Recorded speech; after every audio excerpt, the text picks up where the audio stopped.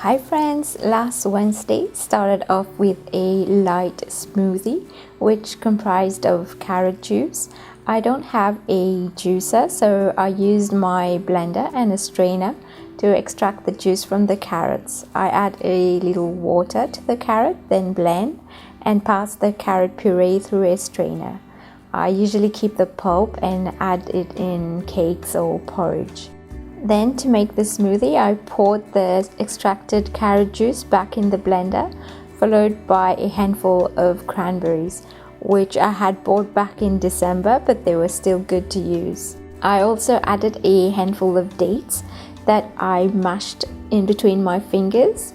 I always forget to pre-soak the dates, so mashing them first helps the blender to break them down. Next, I added some mint leaves. I really love mint in my smoothies, it makes them so refreshing. This was a light but energizing and refreshing smoothie.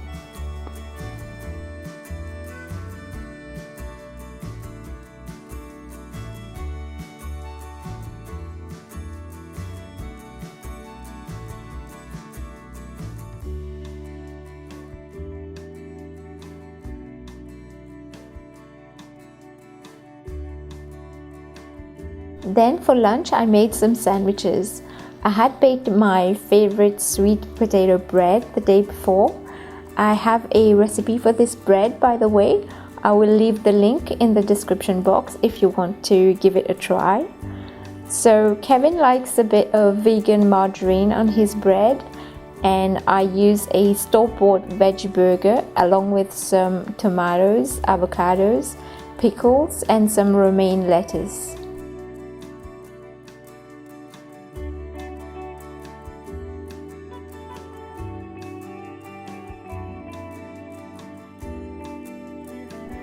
As for myself, I had some cooked beetroot slices instead of the burger, along with the same salad filling.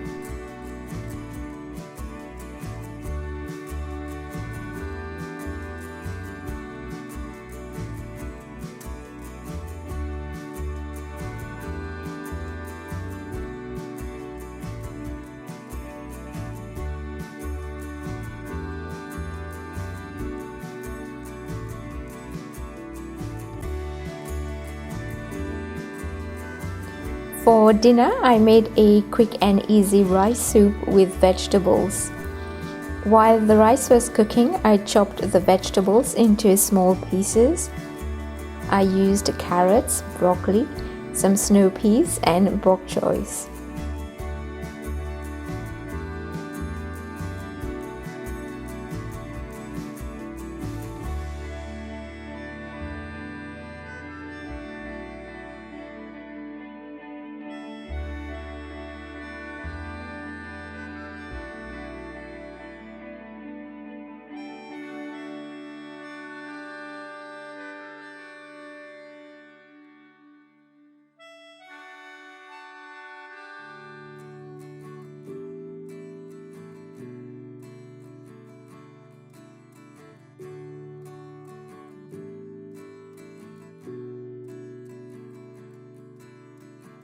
Once the rice was cooked, I used my hand blender and reduced it to a puree into the cooking pan itself. I find immersion blenders to be very convenient for this. Then I flavored the rice with some leftover sushi seasoning that I had made the day before. The seasoning was rice vinegar, maple syrup and some salt. I also added some minced ginger, chili powder, nutritional yeast and salt to flavor the soup. Then I added in the carrots first and allowed them to cook for 5 minutes before adding the broccoli and snow peas. I let the soup simmer for around 10 to 15 minutes. I added the bok choy at the very last moment when I had already turned off the heat. And as you can see from the look of my pan, I let the soup to simmer unattended for a little too long and it boiled over. So if you're making this, make sure to not cover your pan completely and just keep an eye on it. We had this soup with some of the kimchi I made the other day. I know I still have to post the kimchi recipe. It's coming up soon, I promise.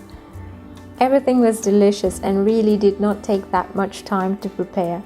So I hope you've enjoyed this episode of What I Ate Wednesday, and I'll see you soon. Bye!